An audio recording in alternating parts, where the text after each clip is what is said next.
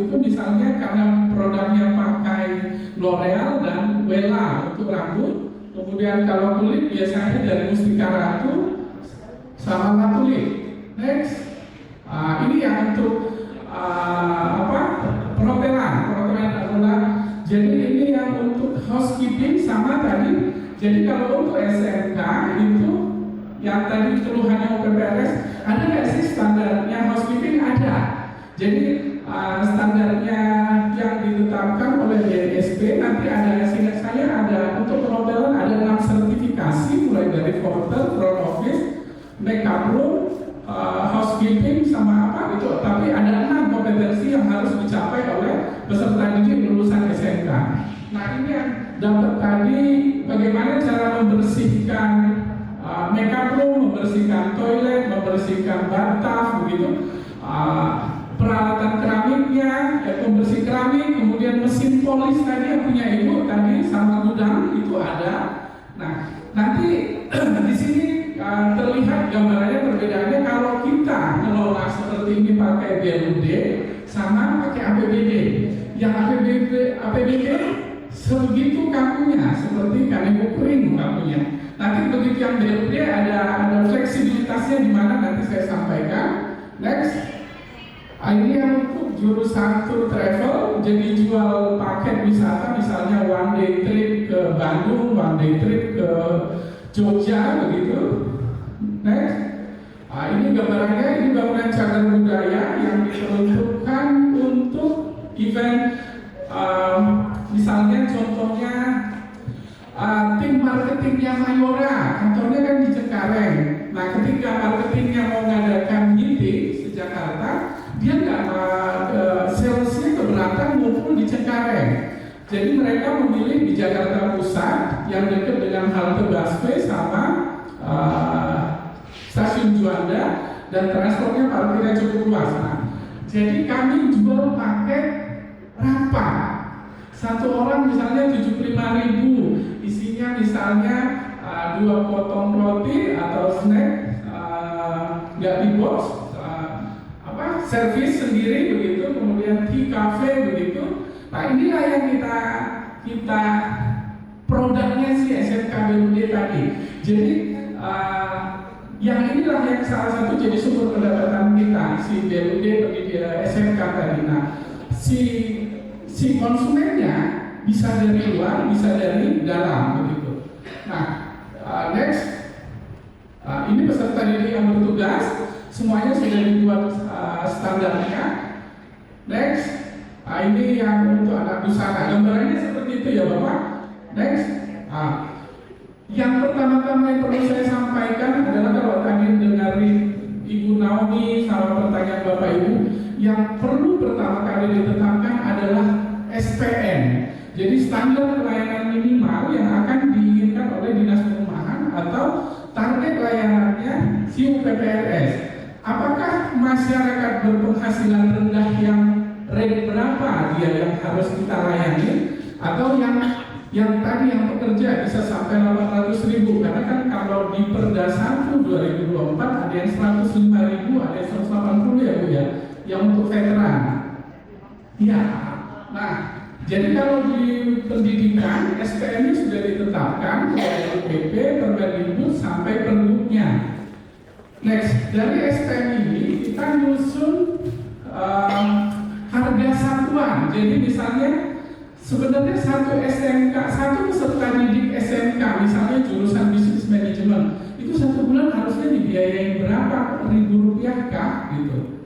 Nah, atau satu peserta didik SMK pariwisata satu bulan biayanya berapa ongkos produksinya. Sama nanti kalau Bapak Ibu misalnya rusuk tipe 36 untuk MBL, sebenarnya operation cost-nya berapa begitu satu bulan. Nah, itu yang ditetapkan untuk di pendidikan, itu dituangkan di Kemdikbud 353/2001 begitu. Jadi ada tarif besaran BOP-nya, namanya BOP, biaya operasional pendidikan untuk jenjang PAUD, SD, SMP, SMK. Kelompoknya ada 3, bisnis manajemen, pariwisata, teknik, dan agrobisnis.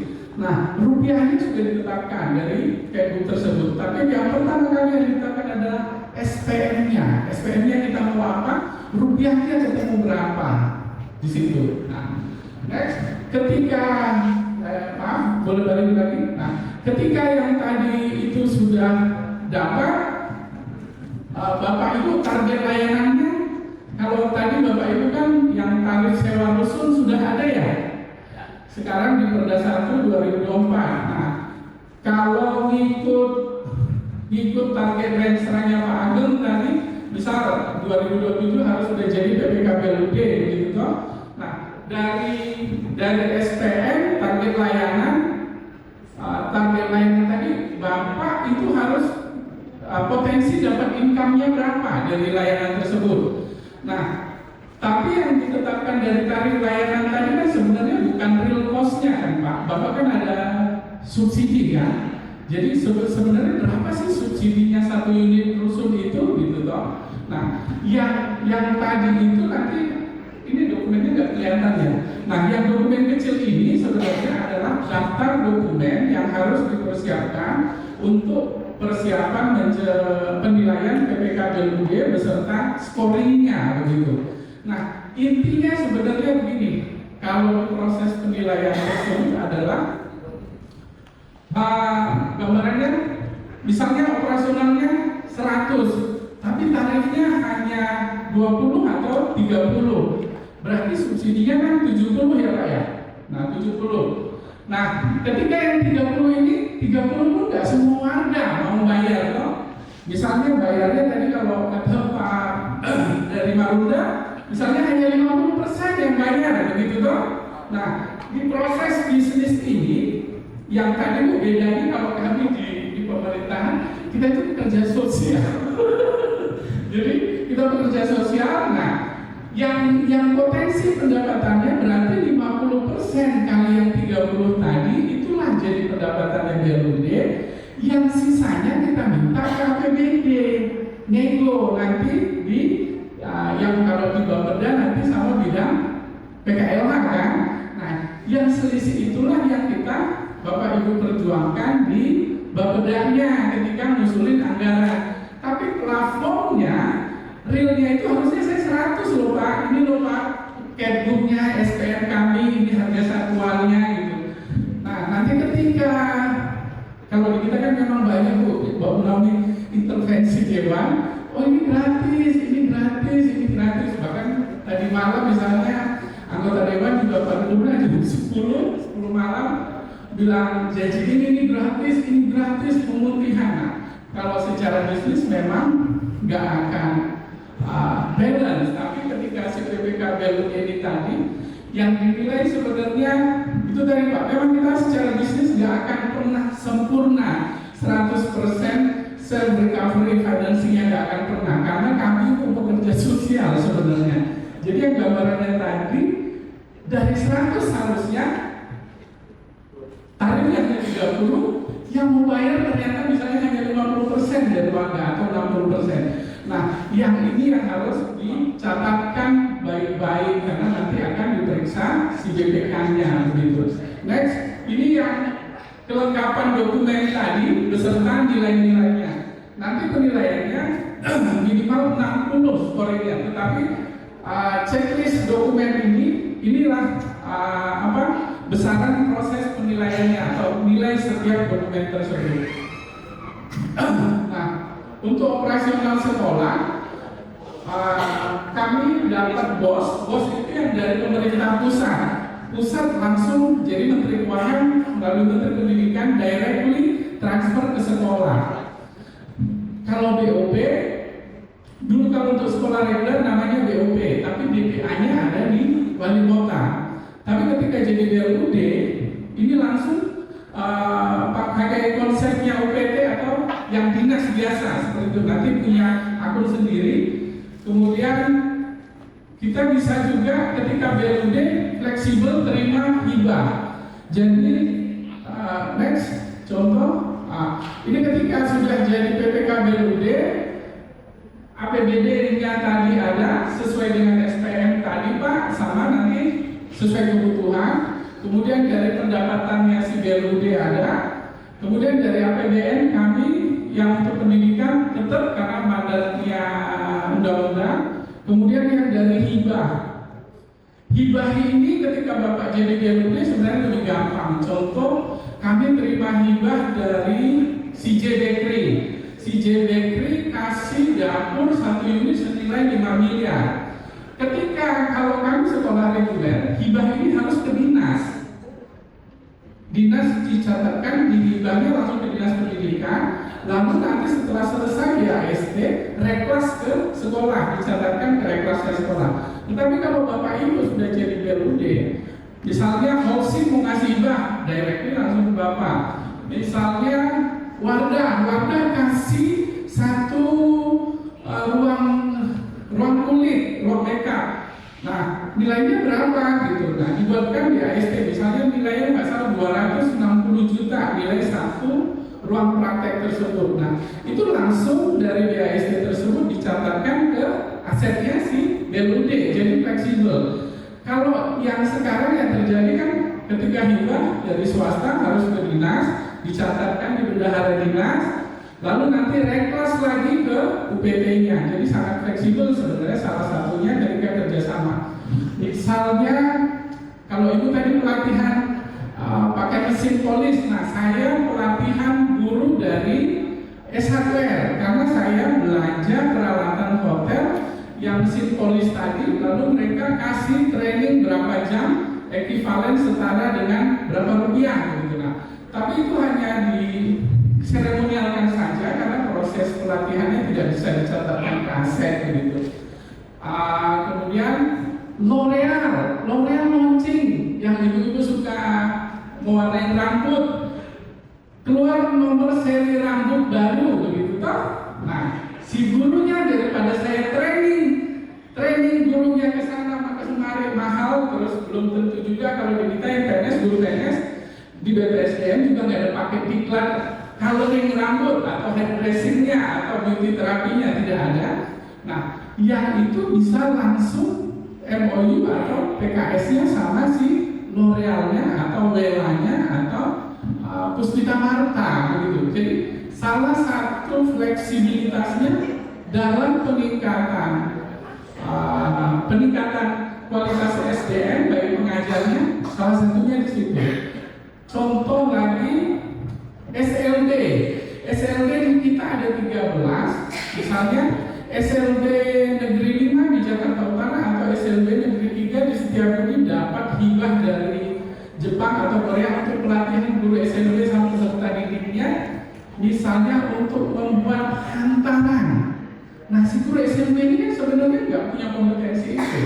Nah, si SMK punya kompetensi itu, bisa kerjasama dengan pekerjaan hibah yang dari SLD tadi. Jadi si SMK-nya dapat duit juga dari dia latih guru atau siswa dari SLD programnya hibah misalnya yang dari Koika atau JICA tersebut. Nah, salah satu contoh untuk peningkatan SDM-nya salah satunya di situ gambarannya begitu, keuntungannya. Next. Nah, inilah gambarannya ke Bapak Ibu. Sebenarnya kalau yang sekolah itu uangnya receh dibanding Bapak Ibu ya. Kalau tadi saya lihat sebelum kesini di SPB UPR 1 sampai 8 itu mengelola antara 61 sampai 94 miliar per tahun. Kalau yang sekolah sebenarnya kecil-kecil, receh-receh Bapak Ibu. Next. Nah, jadi gambarannya ini Bapak Ibu, yang dari APBD ini yang biru donornya, yang dari BLUD itu yang orange. Contoh ini di tahun 2021, jadi sekitar 70% itu dari APBD operasionalnya, sekitar 21% itu yang nyari sendiri. Nyari sendiri pun kami bukan dari tarif, tapi dari kreativitas si sekolah tadi karena aktivitas dari pitching factory. Nah, dari yang uang BLUD tadi ada belanja modal sama belanja barang jasa. Jadi ya izin Bu yang dari PRS tadi bisa nggak sih kita stok barang? Bisa ketika BLUD. Jadi contoh di saya kan banyak, kalau SMK perempuan itu penyakitnya ini Bu, Toilet itu selalu mampet karena banyak anak cewek buang baru ke toilet. Kalau SMK teknik penyakitnya kerannya patah atau hilang, seminggu bisa sekali karena iseng. Nah, jadi kadang mengganti keran sama bongkar pasangnya toilet itu udah nggak rasional, sama seperti bapak ibu yang mengelola rusun. Jadi saya misalnya sekolahnya punya 18 kamar, satu aula berapa 25 toilet begitu. Kemudian 5 stasiun toren air karena misal gini, saat musim hujan 6 dapur beroperasi, airnya muncul terus semua, 6 salon beroperasi, tamu di aula tetap jalan, di hotel tetap jalan. Itu pernah kejadian ini namanya mesin airnya mati gitu, yang pompa ke atas dari groundwater tanknya. Nah, itu kejadian. Nanti di situ setiap tahun bapak ibu contoh bisa stop misalnya wastafel leher angsanya bisa stop, fleksibel, pipa fleksibel yang di bawah belakang toilet, T-stopper, flusher, toren yang remote-nya yang otomatisnya toren begitu, sampai pompa pun bapak ibu bisa nyetok. Misalnya saya nyetoknya 1 untuk safety. Hal-hal begitu bisa di-stopkan begitu. Jadi menurut saya ketika awal tahun SPD-nya nggak terbit, operasional nggak terganggu. Karena kita kan bayar pajak biasanya di bulan Maret, 31 Maret terbit SPD PBB, APBD belum ada, BPKB belum menerbitkan SP 2D.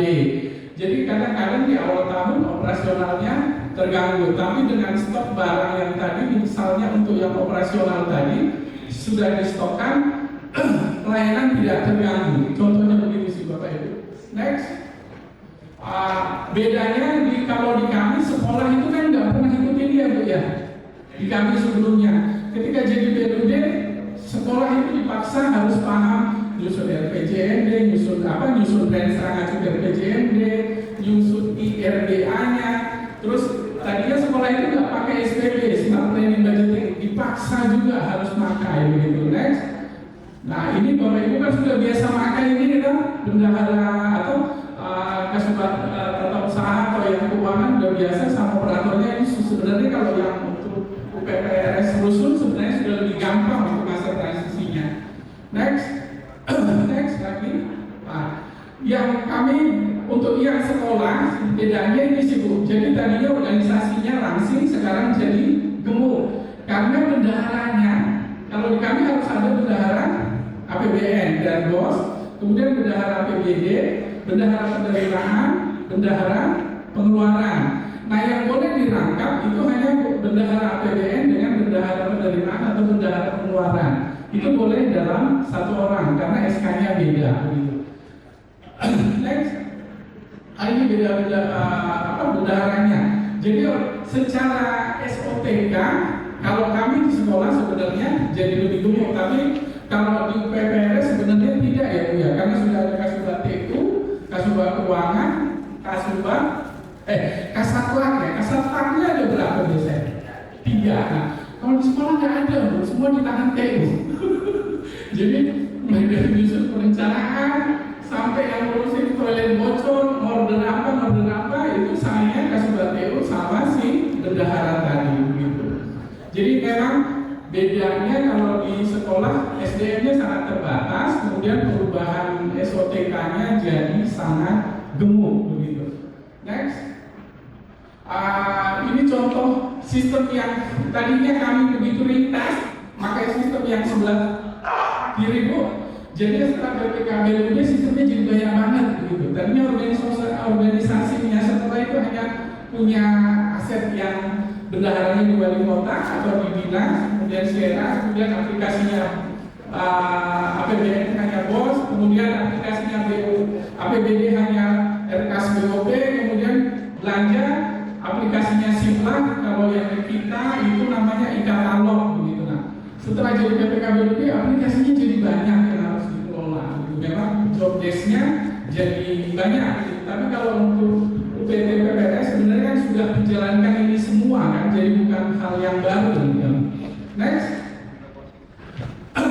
ini sibuk nanti masa transisinya adalah SDM-nya mau nggak ngelola yang seperti tadi fleksibilitas atau kreativitas sumber pendanaan tadi, gitu guys.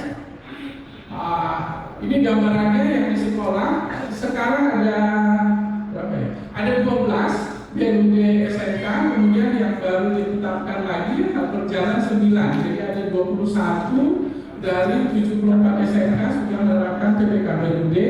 Kemudian next, yang berbeda nanti di sini Bapak Ibu, di SPD-nya, kalau di yang PT UPRS ini nggak ada pendapatannya kan, kosong begitu. Nah kalau yang di PPKBUD, yang ini nanti yang disusun dari proyeksi pendapatan dari menyusun rencana bisnis anggarannya, dokumen RPA-nya gitu. Next. Ini yang tadi disampaikan pertanyaan, kalau sumber pendapatannya hanya dari Perda 1 2024 yang retribusi. Yang retribusi itu yang dikolek yang paling atas, kemudian nanti yang dari bawah yang ini pendapatan lain-lain di BUD atau pengembangan usaha itu nanti yang Bapak Ibu kreatif yang potensial pendapatan yang sah dari pengelolaan rusun tersebut. Contoh, ketika saya bertanya sebenarnya yang menjadi tanggung jawab UPT rusun itu yang manakah begitu, mulai dari masuk gerbang, pagar, halaman, sampai selasar unit atau sampai dalamannya unit begitu kan. Nah, dari situ Bapak Ibu bisa mapping potensi pendapatan yang mungkin diperoleh di luar dari perda yang perda 1 tadi. Karena kalau yang di perda itu kan hanya tarif per unit, kemudian tarif per meter ya Bu ya, tarif per meter. Nah, misal Ibu bisa kerja, Bapak Ibu bisa kerjasama misalnya dengan, kalau di kami di misal SMK kan supplier misalnya ya. Jadi kalau di saya di misalnya si Boyka tadi, si J Bakery, dia hanya minta branding logonya si J Bakery 5 tahun di depan sekolah, nggak ada minta yang lain-lain gitu. Ya saya kasih. Atau yang si L'Oreal minta masang akrilik L'Orealnya di lobi berapa lama begitu, ukuran sekian kali sekian, dikasih. Yang Wardah juga sama gitu. Satu lagi yang paling unik ini Bapak Ibu, maaf kata ya, yang jualan softtek begitu, saking kreativitasnya di sekolah nyari duit ya, mesin vending softtek, karena mayoritas kan cewek, itu pun ditaruh di toilet. Jadi mesin vendingnya softtek itu ditaruh di toilet perempuan, itu jadi sumber pendapatan juga, karena konsepnya adalah bagi hasil. Jadi satu piece-nya dijual berapa, saya menyediakan tempat dan listrik. Nah, si sekolah dapat berapa, pembayarannya sudah QRIS. Jadi pembayaran itu sudah digital, tidak ada cash lagi, sudah pakai QRIS semua gitu. Jadi nanti yang pengembangan potensi pendapatan lain-lain yang di luar perda tadi itu masuknya ke yang pengembangan usaha gitu, koreknya yang di situ. Itu saking bingungnya nyari duitnya di SMK BUD gitu, karena kan sekolahnya nggak bayar gitu, sekolahnya nggak bayar, ini nggak bisa ditarifin, paling yang hanya kreativitas mengoptimalkan seluruh kegiatan dan sarana prasarana yang ada gitu. Next, ini gambarannya nanti secara keseluruhan Bapak Ibu. Kalau di kami misalnya yang di persekolah di dinas pendidikan itu tadi yang dari bahasa sederhananya begini, dari tarif dari SPM yang sudah ditetapkan ketemu tarifnya tadi rupiahnya, kalau dikalikan jumlah siswanya seharusnya ketemunya berapa miliar gitu. Nah, ini gambarannya misalnya ini tadi yang tarif yang di Kemdikbud 5353, lalu kalikan dengan jumlah siswanya, rombelnya, satu rombel itu 36 siswa. Seharusnya misalnya SMK 27 itu seharusnya kalau saya jadi sekolah reguler, saya seharusnya terima duit itu dari DKI 10 miliar 180 juta. Karena dulu konsepnya adalah jumlah kepala langsung ditransfer ke sekolah, duitnya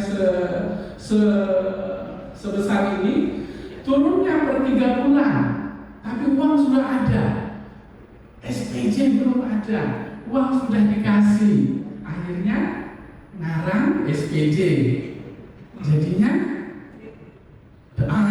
gitu. Nah, sekarang konsepnya diubah, si sekolah you butuh berapa realnya gitu, you butuh berapa realnya. Ternyata sekolah ngusulinnya hanya 6 miliar 900 juta. Nah, inilah perbandingannya ketika ini before, ini setelah after. Ini yang kita si sekolahnya disuruh nyari uang sendiri, kreativitas. Jadi ini yang dari DKI APBD murni, ini yang nyari sendiri. Ini perbandingan kalau sekolahnya adalah sekolah reguler. Ibu kebayang ya resistennya si sekolah itu kayak apa? Analog kan? Analog. Kerjaan lebih dikit, sistem yang kelola lebih simple, duit itu lebih banyak. Enak kok?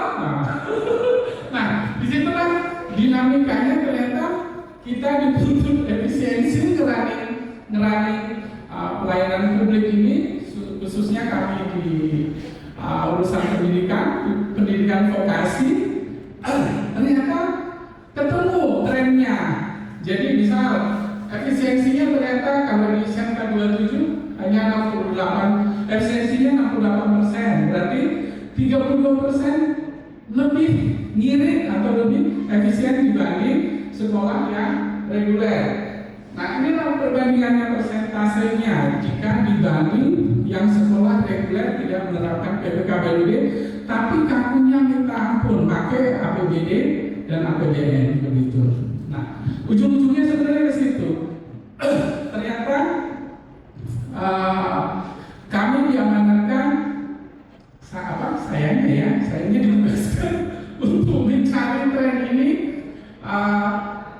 Lebih efisien atau lebih boros kan, lebih baik kan operasionalnya si sekolah itu lebih optimal. Contoh, ketika uji kompetensi siswa tadi yang Bapak Ibu bilang, saya butuh standarisasi housekeeping, misalnya makeup room, public area, porter atau apa gitu. Dulu ujian kompetensinya anggarannya di dinas. Jadi tergantung nanti dinas mau ngasih anggarannya berapa, bulan berapa, nah gitu. Padahal dinas nggak pernah tahu jumlah siswa di sekolah kita berapa dan kapan jadwalnya, nggak pernah pas AKB-nya. Tapi ketika jadi PPKBUD, si sekolahnya sudah bisa nganggarin biaya uji kompetensinya dengan BNSP sesuai standar harganya BNSP. Nah, anggaran ini kalau sudah cover biaya uji kompetensi siswa, jadi sebenarnya jauh lebih efisien gitu. Nah, tapi nanti nggak tahu saya kalau di rusun ya Pak, karena yang rusun kan intervensi yang dewannya persentasenya berapa persen kan? Ini kan Bapak Ibu yang paling tahu polanya, setiap unit kan beda-beda atau setiap UPT beda-beda tipologinya. Karena pengaruh janji-janji tadi, akhirnya mengedukasi si warga nggak mau tanggung jawab untuk bayar tarif layanannya. Nah, ini berapa persen data ini yang harus keluar dari Bapak Ibu. Nanti ketika nyusun RBA-nya tadi itu yang akan selalu dicecer. Potensi pendapatannya berapa duit kan, berapa persen willingness atau penghuninya mau bayar sewa tadi begitu. Next. Nah, ini yang dipunya Bapak kan yang dirusun di Perda 1 ini memang sangat murah. Jadi ini Bu gambarannya Bu Naomi, kalau di kami di pemerintah itu, kalau ini saya ambil yang dari lampiran Perda ya Pak ya. Ini MDR terdampak program relokasi itu tarifnya Rp126.000 per unit, benar ya Pak? Nah, kalau di Bu Naomi tadi kan di convert ketemunya berapa rupiah kan? Kalau di kita ini sudah ditetapkan perda. Nah, tapi real cost-nya nanti Bapak Ibu PT yang tahu begitu. Nah, dari sini pun si warga ini nggak mau bayar Bu, gitu. Jadi sangat di luar nurul, sangat di luar nalar. Nah, inilah yang kejadian di lapangan. Nah, si Bapak Ibu pengelola PRS harus kuat di data yang tadi persentase yang mau bayar atau yang nggak mau bayar tadi. Di situ nanti debatable-nya proses atau penilaian dari rencana bisnis anggaran si BLD tadi. Begitu Bapak Ibu. Next. Ini pendidikan vokasi di kami. Next. Lagi Mas. Kalau di kami pelayanan indikatornya pelayanan di vokasi itu apa begitu. Nah, kalau di rusun saya kurang paham. Kalau di pendidikan vokasi ada. Jadi ini juga nyambung nanti target yang ditetapkan oleh Kementerian Pendidikan. Misalnya target kompetensinya, nilai literasi, numerasi, kemudian keterserapan di dunia kerja, dunia industri, sama persentase kepuasan industri menggunakan lulusan SMK. Nah, ini ada target yang ditetapkan oleh Kementerian Pendidikan.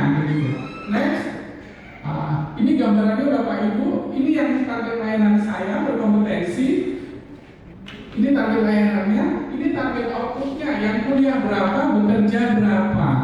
Jadi kalau yang untuk layanan pendidikan ini tetap dikejar di kami. Nah, kalau yang itu di rusun, apakah scoring indeks kepuasan saya kurang paham.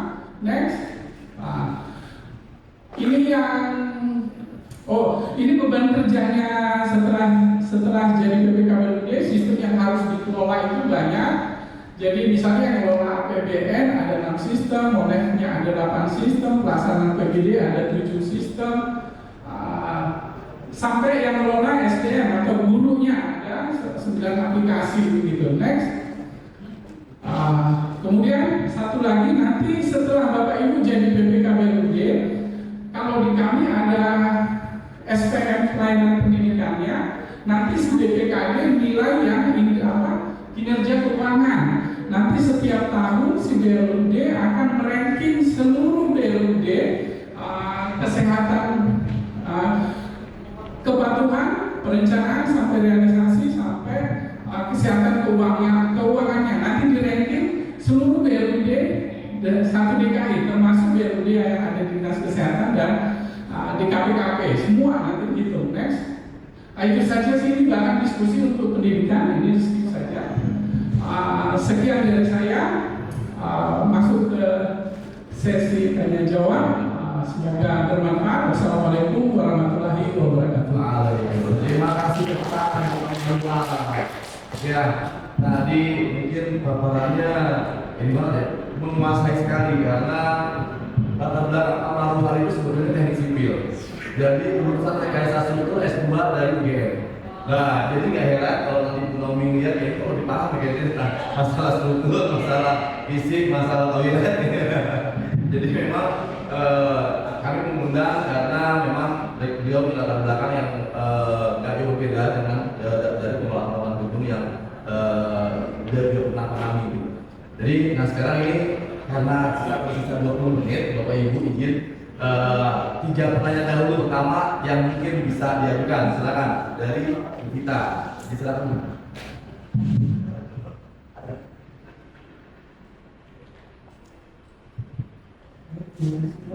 Assalamualaikum warahmatullahi wabarakatuh. Mas, tadi sudah disampaikan terkait dengan DPD. Sebenarnya dilipat ada kekhawatiran kami Pak kalau PRS sebelumnya ya. Ketika kami 2027 itu harus menjadi DPD, ya. Karena di 2026 ini target kami adalah sudah memasukkan dokumen ya targetnya. Nah memang pada saat itu terakhir rapat di Biro RD sebenarnya kami ini strukturnya sudah GMB Pak. Hanya saja praktek dana masih konvensional, masih BT. Jadi kemarin di diputuskan mau konvensional atau mau BUD ditutup gitu. Kalau mau konvensional berarti intinya diubah tentunya. Nah, tadi kan potensi kami ini hanya dari yang real ya, hanya dari perda itu ya, apa namanya, memasukkan tarif sewa rusun, kemudian ada usaha juga dan sebagainya. Kemudian dari lapangan kita jadi hampir 9% itu warga relokasi dan bahkan warga yang sebenarnya nggak berbayar. Belum lagi tadi ada yang non-rupiah Pak, yang apa namanya lansia, jadi berbondong-bondong kadang-kadang dialihkan ke apa dan sebagainya. Nah, tadi disampaikan Bapak, sebenarnya di itu masih didukung oleh PBD ya Pak ya. Itu baru 70% ya. Yang mandiri itu kita harus cari potensinya itu menjadi 30%. Nah, yang saya tanyakan, ada nggak sih patternnya ya, misalnya gini, yang harus masuk ke mandiri itu kegiatan apa aja, kemudian APBD ada aja, karena terus terang kami besar Pak. Operasional kami aja, contoh PDB aja ada sampai 26 miliar. Kemudian belum pemeliharaan sampah itu sampai dengan 9 miliar lebih lah, lagi kami dan sebagainya. Nah ini kira-kira ada tips nggak sih ketika nanti kami akan susun rencana bisnis ya? Masalah itu mana yang bisa masuk ke BLUD, mana pendapatan BLUD, mana yang APBD gitu. Kemudian ketika harus mencari potensi lain ya, kan tadi Bapak bilang pemasaran kami dari masuk rusun sampai halaman dan sebagainya harus bisa disewakan dengan pihak ketiga atau apa. Nah ada nggak ketentuannya? Atau misalnya yang tarif berapa? Karena sekarang ini contoh di kami ada sewa menara BTS ya, gedung itu menara BTS itu masuk ke kas daerah, ya kan? Langsung di perumahan. Kemudian ada lagi gerai pasar murah nih untuk untuk pembelian pamur dari Pasar Jaya itu juga masuk ke BPAD ya. Nah itu apakah ada ketentuannya nih? Ketika kami kerjasama dengan pihak lain, apa kita bisa langsung atau memang ada aturannya mana yang boleh oleh kita gitu? Itu aja Pak, terima kasih. Itu menurut selanjutnya gini Pak. Kami kan ini Pak Mukti setelah kemarin kan Bu Sekdis mengarahkan BPRS mengajukan tenaga ahli ya. Saya rasa itu akan berproses ya, belum lagi nanti seleksinya dan sebagainya. Bisa nggak kalau kami misalnya ketika kami kunjungan kami sudah menyusun dokumen, kemudian kami bisa sounding langsung nih, kita ke Bapeda pendampingan lah, langsung kita nanya atau ke BPKD gitu. Waktu itu atau berkenan ya kira-kira dari Bapak Sekda ini BUD ya, maksudnya bisa nggak melakukan untuk konsultasi gitu ya.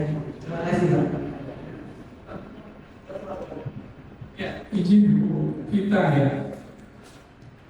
Ya, kalau yang mapping potensi pendapatan tadi memang wajib ya. Jadi yang Ibu sebagai pengelola rusun tadi bisa memahami yang jadi target layanan saya mulai dari masuk gerbang, apakah include di dalam unitnya atau sampai depan pintu unitnya.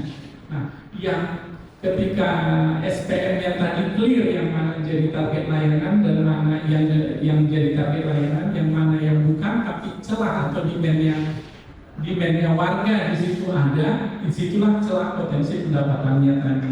Jadi contoh kalau di saya itu contoh nih, kalau saya di sekolah kan ada misalnya seragam ranahnya si operasi punyanya guru begitu, ataupun toserba kan nggak ada.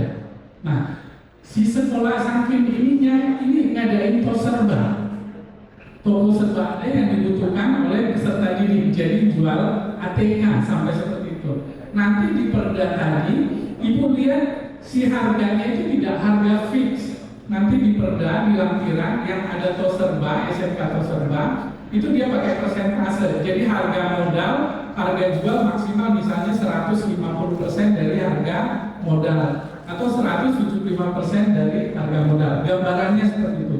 Jadi kalau misal, saya nggak tahu jika misalnya contoh sederhana, saking kreatifnya nih, misalnya rusun warga butuh keran kan, yang pasti butuh keran. Ibu misalnya jual buka toserba atau toko material yang di situ punya yang kebutuhannya jual keran atau peralatan saniter begitu yang bisa disuplai dari situ, masuk potensi jadi pendapatannya si rusun itu pun bisa. Nanti dia masuk ke yang model rekening pengembangan bisnis lain.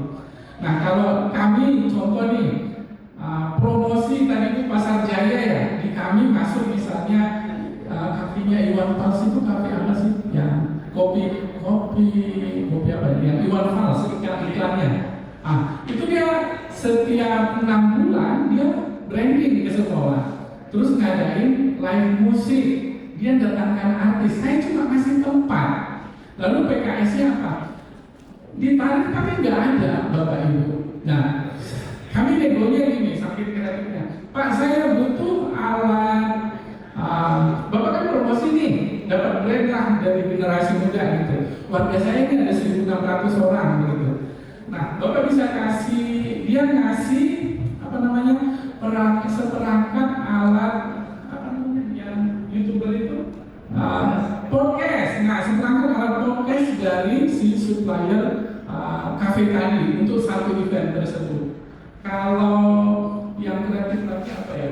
Yang sewa tadi bisa Bu, nanti sewa. Cuma nanti kalau yang sewa dia yang BPS itu ada appraisalnya dari BPKD. Nah, yang proses appraisalnya di BPKD yang ini agak rumit. Nanti tapi ada skenario yang simple kalau dia ada 3 penawaran pembanding. Jadi kalau di kami contohnya kantin sekolah kan ada ya Bapak Ibu. Kantin sekolah ada, misalnya kantinnya ada 6 tenan, yang mau masuk siapa? Nah itu dibidding ada 3, nanti misalnya rata-rata 500.000 per bulan kali 6 3 juta kali 12 bulan 36 juta potensi pendapatannya. Sampai receh-receh itu diurusin gitu. Nah itu saking kreatifnya. Yang kami tetapkan adalah misalnya untuk layanan kantin tadi, karena kalau pakai appraisalnya BPAD terlalu mahal ya appraisalnya, jadi yang pakai bidding tadi. Nah yang kami tetapkan SPM-nya listrik kami tetapkan sekian kWh, tapi tagihannya pakai token dibayar oleh si tenan. Air kami sediakan tidak bayar karena masuk di satu toren yang 1 meterannya satu sekolah. Nah, sampai seperti itu sih Bu. Jadi kalau Ibu misalnya sebenarnya kerjasama sama si BUMD yang Pasar Jaya, menurut kami sebenarnya lebih simpel begitu. Karena dia juga kan BUMD aset yang dimasak dari DKI yang itu yang ditata kelolakan sendiri gitu. Seharusnya sih lebih gampang. Tapi memang yang aset-aset besar yang di BPAD nanti bisa konsultasi ke BPAD itu ada kriterianya yang mana yang boleh harus pakai konsultan appraisal, mana yang bidding tiga penawar tadi gitu. Nah untuk yang mapping tadi mana yang dari APBD, mana yang dari BLUD, kalau di kami pengalaman ini yang krusial terhadap pelayanan langsung kepada warga atau target layanan. Jadi kalau di saya paling berat itu adalah contoh adalah biaya praktek di awal tahun, bahan praktek, karena proses pembelajaran kalender tahun akademik sama kalender anggaran beda. Tahun akademik Juli sampai Juni, tahun anggaran Januari ke Desember. Januari ke Maret itu kan SPD jarang terbit ya. Bendahara atau sebuah keuangan pasti sebuah keuangan pasti tahu begitu kan. Yang suka diincer SPD-nya begitu, nah belanja bahan prakteknya suka terkendala. Yang kami amankan supaya pelayanan tidak terganggu adalah khususnya operasional yang di awal tahun itu sama yang ada tadi Ibu yang contoh tadi yang sebut cadang lift ya, itu sebenarnya sangat bisa kalau di saya servis mulai dari flush toilet, wastafel, toren itu yang udah wajib, sama bola lampu itu bolang harus di stop. Bolang, pistopper yang di belakang toilet, wastafel, leher angsa, fleksibel, selang fleksibel yang 50 cm, 60 cm itu harus di stop, sama yang otomatisnya toren, karena itu sangat-sangat krusial terhadap pelayanan. Jika out of stock sangat kitanya langsung chaos gitu ya. Itu sih. Ya, mungkin menambahkan ya Bu Vita. Jadi kalau tadi ditanyakan terkait dengan sewa BPS dan lain-lain itu konsepnya nggak tahu sekarang di UPS 8 itu lokasi waktu itu ada apa namanya permintaan dari PKP bahwa karena pada saat itu ada pihak lain yang mau masuk untuk melakukan persewaan di lahan pit, jadi kemarin supaya mempermudah rekomendasinya itu semuanya lewat PKP, jadi nanti penerimaannya yang dilakukan oleh PKP gitu. Nah itu jadinya udah nggak ke JMC lagi. Nah makanya waktu itu kita alihkan supaya tanggung jawabnya semua nggak di dinas perumahan, kalau rekomendasinya bisa. Itu juga bagus ibu. Artinya ketika nanti sudah BUD yang PKP itu semua penerimaan itu ada pemanfaatan sewa baik yang ada tanah dan bangunan itu bisa dilakukan proses penerimaan. Nanti kita koreksikan lagi dengan JMC. Ada lagi pertanyaan berikut? Waktunya mepet ya, satu lagi. Nanti bisa diskusi setelah acaranya ya dengan beberapa hal. Ini dulu pada kami soalnya. Yang panas tadi BLD.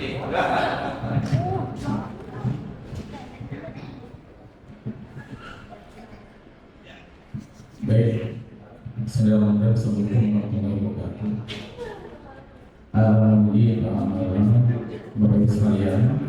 Kalau tadi kita menanyakan bahwa yang tadi adalah pemaparan yang pertama, pemaparan kaitan dengan membangun visinya.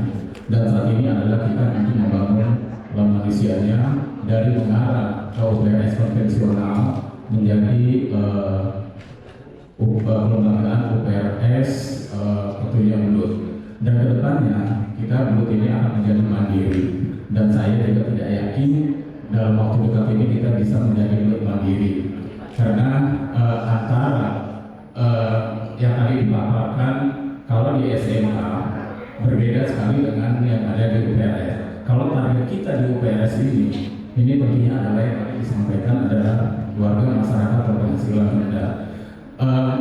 Kita mendapati dari situ, dari kaitan dengan pembayaran warga Rusunawa. Dan tentunya ini tidak sesuai dengan harapan kami, target kami tidak sesuai sama sekali. Karena banyak sekali warga yang tidak melakukan pembayaran, karena di sana ini ada intervensi politiknya luar biasa sangat tinggi sekali. Di sisi lain, kami mencontoh di Marunda. Di Marunda ini sekarang kita sudah melakukan piloting dari kawasan Rusunawa Marunda kaitan juga dengan potensi dan maupun tantangan. Potensi kami adalah ekonomi kreatif. Ekonomi kreatif kami sudah melaksanakan ada batik Marunda, batik Maliha, lalu greenhouse, mangrove dan sebagainya. Di sisi lain, tantangan kami di Marunda ini luar biasa. Pertama stunting, lalu juga pernikahan dini, lalu juga kualitas lingkungan. Di sana kualitas lingkungannya berbeda sekali dengan Rusunawa yang lain. Inilah tantangan kami, makanya di Marunda ini kaitan dengan visitnya. Kalau kekuatannya di unsur lain itu 2 tahun, kalau kami cukup 1 tahun. Dan ini banyak sekali tantangan kami hadapi. Tapi tantangan ini kami hadapi insya Allah dengan optimis. Ini meningkatkan pemberdayaan masyarakat. Tadi kami sampaikan bahwa potensi kami adalah ekonomi kreatif. Dan kami juga sudah melakukan studi banding kaitan juga dengan greenhouse. Greenhouse kami net present value-nya ini bisa mencapai sampai 3 miliaran. Lalu juga kaitan juga dengan greenhouse. Greenhouse ini net value present-nya ini bisa mencapai 329. Lalu juga mangrove kami, mangrove ini juga lebih besar. Artinya ini ada kehidupan bagi di Rusunawa Marunda dari 3 poin tersebut. Ini potensi-potensi kami. Cuma yang jadi permasalahan kami tentunya tidak bisa mandiri kalau ini kami dipaksakan untuk menjadi Bulut. Kami yakin teman-teman juga akan katakanlah ya tempur karena kaitan dengan target tersebut. Nggak mungkin kami selalu disubsidi, apalagi saat ini kemarin kami reses bahwa Dewan menyampaikan bahwa akan melakukan penghapusan dari pembayaran tarif, dan tentunya ini merugikan juga bagi warga Rusunawa. Tentunya bagi pengelola Rusunawa kalau memang digombori bahwa akan ada penghapusan, sampai dibilang bahwa jangan melakukan pembayaran karena sebentar lagi akan dihapus. seperti ini, isu-isu yang beredar seperti ini kan belum ada ketetapannya, dan juga di dalam Perda juga masih menyebutkan ada pembayaran tarif. Begitu juga dengan Pergub 111. Dan ini merugikan bagi pengelola. Nah ini kami mohon resepnya untuk kaitan dengan bilut biar kami mandiri, karena potensi kami cuma hanya potensi untuk pembayaran rusunawa itu. Terima kasih. Izin Pak Bandudin. Terima kasih atas pertanyaan. Jadi memang kalau dibilang ketika di awal memang ada ketakutan waktu di awal-awal juga sama yang di sektor pendidikan juga dia menerima mobilisasi 100% gitu. Ada ketakutan begitu, ternyata salah, tidak mungkin karena itu masuk pelayanan dasar begitu. Makanya tadi yang saya sampaikan, kalau Bapak Ibu sudah nyusun Kepbuk SPM sama Kepbuk tarif layanannya standar tadi, itulah menjadi dasar hukum Bapak Ibu bertugas begitu. Ketika amanat politis misalnya mengamanatkan kita harus subsidi sekian X persen, misalnya 80% ataupun 90%, nah itu sudah amanatnya yang politisnya, tapi kita menjalankan Pergub sama yang Kepbuk tadi, Kepbuk SPN sama Kepbuk tarif layanan, dan yang tarif Perda 1 2024 itu masih berlaku. Nah, itulah dasar kita bekerja. Perihal dinamika politis, janji-janji yang belum ada dasar hukumnya, menurut saya kita harus buat di datanya Bapak Ibu, data Bapak Ibu. Jadi berapa persen kan sebenarnya real di lapangan yang willingness atau mau membayar rutin si iuran sewa tadi, atau yang berapa persenkah yang terdampak. Ambillah kondisi ekstrim. Memang dasarnya nanti adalah tetap data. Kalau yang ketakutan janji-janji itu, kita juga diurus auditor kan si BPK, ini apakah menghapuskan atau apa, belum ada yang clear juga arahannya. Jadi menurut saya bagi data pertama di situ, yang kedua adalah segera susun Kepbuk SPM sama yang tarif standar layanan yang tadi. Ini berapa rupiah kan untuk yang tadi misalnya untuk yang rendah tipe studio atau tipe 3 kan berapa kan biaya kosnya gitu. Nah kalau yang sumber pendanaan ekonomi kreatif memang saya dengar misalnya dari yang Kementerian PPA atau Kemenekra begitu, kenapa sih yang di rusun Marunda dan Asia Kreatif jualan batik sehingga ekonomi sirkularnya bisa hidup di situ, memberdayakan masyarakat gitu. Oh karena ternyata pengelolaan rusunnya masih UPT belum BUD, sehingga uang hasil penjualan tidak bisa langsung digunakan begitu, sehingga harus penetapan tahun depan yang lagi berapa tahun depan bisa digunakan. Kalau yang si PPK BUD bahwa ini ekonomi sirkularnya setiap bulan bisa berputar langsung. Jadi pasca tutup buku yang di Desember ke Januari itu, sebelum auditifnya silpa auditif pun tetap bisa digunakan untuk operasional di awal tahun. Tapi nanti begitu BPK masuk, setiap semester kan 2 LK, nanti ditetapkan silpa auditif dan silpa auditifnya berapa tahun. Gambaran seperti itu sih Pak. Ya, gini Pak Marwan, kaitan juga dengan kita mengharapkan Pak Jokowi. Tadi kami sampaikan bahwa kita ini potensinya adalah untuk pembayaran sewa. Tapi potensi yang lain ini kita tidak ada sama sekali. Kaitan juga kalau di sekolahan tadi udah dipresentasikan ada banyak sekali produk-produknya dari potensi-potensi lainnya. Kalau di Rusunawa terus terang teman-teman juga masih berpikir kaitan dengan potensi-potensi lainnya, apa yang harus kami gali, kami cari. Dan memang kalau di kami, alhamdulillahnya kami sudah ditetapkan menjadi desa wisata ini. Kalau untuk mengarah ke sana, insya Allah, karena kita juga dengan desa wisata, tentunya kami juga akan memperbaiki destinasi-destinasi dari Rusunawa Marunda tersebut. Cuma ya dari teman-teman juga berpikir kami potensi apa yang kami harus cari. kalau memang kami selalu disubsidi sampai 100%, sedangkan biaya operasionalnya sangat tinggi sekali di Marunda. Nah ini kekhawatiran kami aja. Terima kasih. Ya, izin Pak, kalau saya menurut kami di DKI pun yang 100% yang itu nggak ada, itu dari dinas kesehatan. Jadi kalau gambaran Bapak Ibu nanti bisa cari kayak tadi pelayanannya dinas kesehatan. Dinas kesehatan saking kreatifnya itu jual data, karena dinas kesehatan kan banyak didatangi oleh mahasiswa penelitian, baik yang D3 pidana sampai yang spesialis. Mereka sampai punya kayak tarik data penelitian jenjang diploma S1, S2, S3. Itu sampai mereka kalau saya di puskesmas saya jualan apa ya, mau tarifnya juga nggak bayar, ya ininya juga saya tagihannya dari BPJS ngasih biji gitu. Nah itu yang dinkes saking kreatifnya sampai seperti itu. Nah yang dan dia pun nggak ada yang 100% mandiri sebenarnya, tetap ada APBD-nya khususnya ke beban gaji pegawai. Nah, yang nanti menarik Bapak Ibu mungkin bisa belajar dari dinas kesehatan. Kalau di dinas pendidikan belum begitu. Saya bilang dalam yang tadi keluhan Bapak Ibu clustering beban kerja dan rewardnya, gajinya.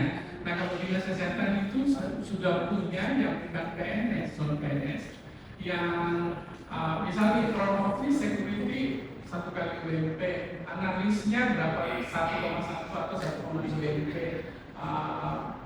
yang bagian ronsen berapa. Nah itu mereka sangat detail, termasuk sampai ke perawatannya yang non PNS. Nah di situ kalau yang dinkes itu sangat kuat di situ tuh Bapak Ibu. Jadi Bapak Ibu misalnya tadi yang keluhannya sama rata sama rasa gitu kan, dari tukang bersih sampai engineer 1 kali UMP gitu. Nah nanti Bapak Ibu bisa clustering beban gajinya di situ. Yang satu lagi dinas lingkungan hidup dan dinas kebersihan sudah berhasil buat clustering beban gaji itu koefisiennya berapa kali UMP. Yang paling ringan yang penyapu jalan 1 kali UMP. Yang paling gede seingat saya itu operator alat berat yang TPST Bantar Gebang itu masalah 3,5 kalinya UMP operatornya, karena dia kan butuh sertifikasi alat berat gitu. Yang dari sinilah Bapak Ibu nanti termasuk yang teknisi lift itu kan punya keahlian khusus, bisa menganggarkan atau mengklasterkan di SPM-nya Bapak Ibu di situ.